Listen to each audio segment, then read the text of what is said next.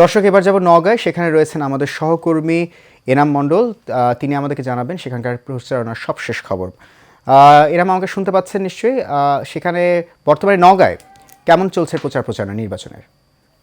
নওগাঁ মহাদেবপুরের ঠিক থানার অপোজিটে ডাকবাংলা মাঠে আছি আমি। সকাল থেকে বিভিন্ন জায়গায় নির্বাচনী প্রচারণা প্রার্থী এবং সমর্থকদের সাথে কথা বলেছি। তারা সকাল থেকে রাত পর্যন্ত ডোর টু ডোর যাচ্ছে, তাদের নিজস্ব প্রতীক দেখিয়ে ভোট চাচ্ছে, ভোটারদের আকৃষ্ট করছে, সাধারণ ভোটারদের আশ্বস্ত করছে।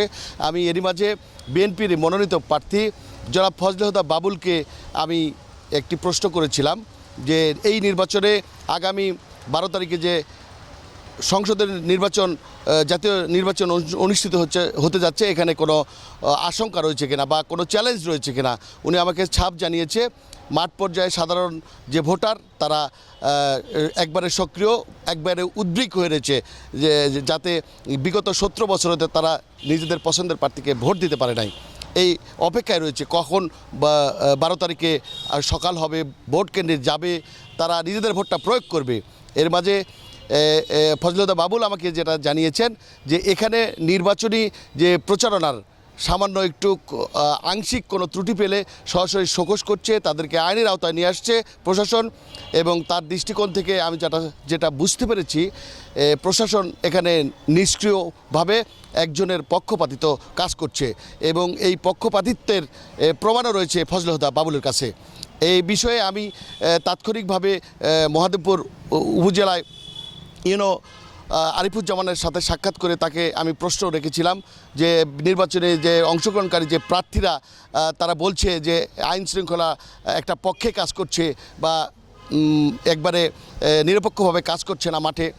এই প্রশ্নের পর তিনি আবার পাল্টা জবাবে আমাকে জানিয়েছেন যে নির্বাচনের আচরণবিধি লঙ্ঘনে তারা প্রতিরোধে তারা সোচ্চার রয়েছে এবং তারা আগামী জাতীয় নির্বাচন যে অনুষ্ঠিত হবে এখানে কোনো কিছু ঘটার আশঙ্কা নেই এবং তারা পর্যাপ্ত পরিমাণে পুলিশ প্রশাসন এবং মাঠ পর্যায়ে যে নির্বাহী ম্যাজিস্ট্রেট রয়েছে তাদেরকে তদারকি করছেন। উনি সবসময় রিটার্নিং অফিসার হিসেবে দায়িত্ব নিয়ে এই সব কিছু মিলিয়ে 12 তারিখে একটা ভোট সুষ্ঠু হওয়ার স্বস্তির একটা আশা ব্যক্ত করেন মহাদেবপুর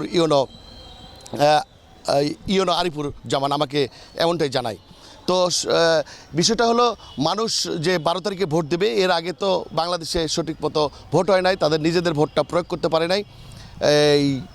এই বিষয়ে মানুষের একটা মনের মধ্যে আশা আকাঙ্ক্ষা কাজ করছে। আমি ভোটারদের সাথে কথা বলেছি এবং প্রার্থীদের সাথে কথা বলেছি এবং এক পর্যায়ে আমি জামাত প্রার্থী এখানে যে মনোনীত প্রার্থী ছিল তার সাথেও আমি কথা বলেছি।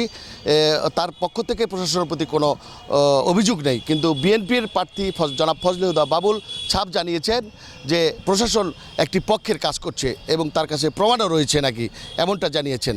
তো মুখর, আমার কাছে এই ছিল মহাদেবপুর থেকে সর্বশেষ নির্বাচনী প্রচারণার তথ্য।